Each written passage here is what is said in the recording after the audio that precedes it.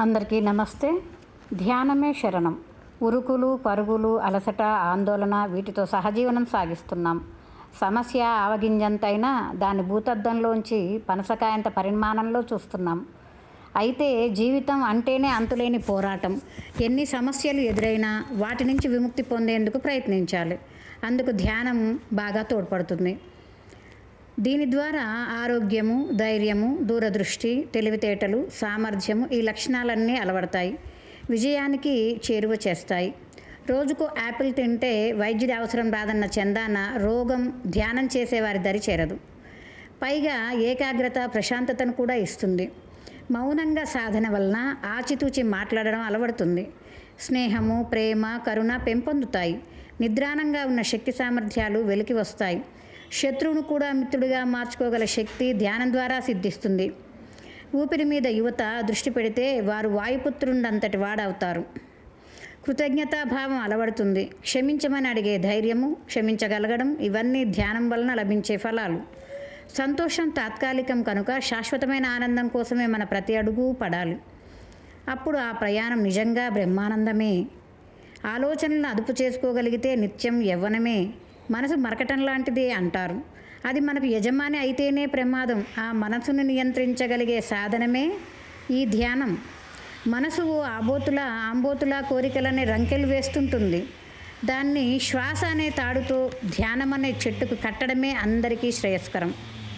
ఉత్తర గీతలో కోటి పూజ సమస్తోత్రం అనే శ్లోకం ఉంది. పూజ అనేది భగవంతుడి ఉనికిని తెలియచేస్తుంది. ఆ పరమాత్మ గుణాలను తెలిపేదే స్తోత్రం. పదే పదే దైవాన్ని తలుచుకుంటూ చేసేదే జపం. భగవంతుడు ఎక్కడో లేడు, మనలోనే ఉన్నాడని తెలిపేదే ధ్యానం. చివరికి మనమే భగవత్ లక్షణాలను అలవర్చుకోవడం లయగా చెబుతాం. అదో దివ్యమైన మోక్షం. కోటి పూజల కన్నా ఈ అంతర్యామికి ఒక్క స్తోత్రం చాలు. కోటి స్తోత్రాలు ఎందుకు? పెదాలపై వీడని జపం చాలు. కోటి జపాలెందుకు? ఒక్క ధ్యానంతో అన్ని రకాల లబ్ధి పొందవచ్చు.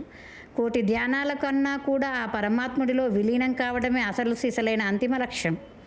బుద్ధుడు తెలిపిన ఆనాపానసతియే ఉత్తమమైన జీవన విధానం. ఆనాపానాలంటే ఉచ్ఛ్వాస నిశ్వాసలు, అంటే తీసుకునే శ్వాస, వదిలే శ్వాస.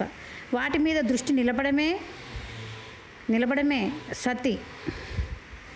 బుద్ధం, ధర్మం, సంఘం వైపుగా వెళ్తామన్న బుద్ధుడి ప్రచారంలో ధ్యానం శరణం గచ్చామి కూడా చేరింది. ధ్యానం అనే స్నానం ద్వారా మనసును శుద్ధి అవుతుంది. ఆ దివ్యానుభూతితో సమస్యలను తట్టుకునే శక్తి పొందుతాం. సహస్రారం అంటే బ్రహ్మరంధ్రం ద్వారా ఈ శక్తిని ప్రతి అవయవానికి ప్రసారమై చైతన్యాన్ని ప్రేరేపిస్తుంది. తద్వారా మంచి జీవన విధానము అలవడి ఆదర్శప్రాయమైన ధర్మమైన సమాజం ఏర్పడి తీరుతుంది.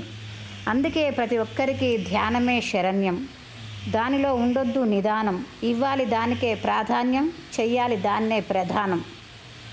అందుకే ప్రతి ఒక్కరూ ధ్యానాన్ని అలవర్చుకోండి,